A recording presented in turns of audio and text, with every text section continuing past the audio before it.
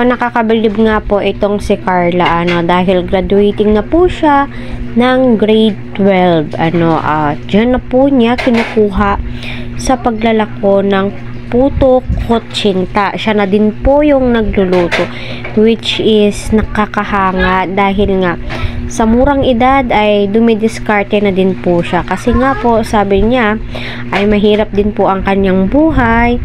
Ang kanyang tatay ay walang permanenteng trabaho, pa extra lamang po ito. At may maliliit din po siyang kapatid. So marami po ako nang babasa na deserving po ni Carla na matulungan. Yes naman po lahat po ng binavlog nila Kalinga Prab ay deserving pong matulungan kasi nakikita po natin na naghahanap buhay po sila. Hindi po nila ikinakahiya kahit nakikita po sila ng kanilang classmate kasi alam po nilang marangal po ito. Diyan po nila kinukuha yung pang araw-araw po nilang gastusin, pambaon, bigas, lahat-lahat, which is nakakatulong din po ito sa magulang ni Carla. So napaka madiskarte. At kung napapansin nyo, yan po yung mga tinutulungan nila Kalinga Prab at pasok na pasok sa kanilang criteria, which is alam naman po nating lahat kahit sino naman po deserving matulungan. Pero yung ganito makikita mo na ang kahirapan ay hindi po hadlang para hindi po tayo makapagtapos sa pag-aaral.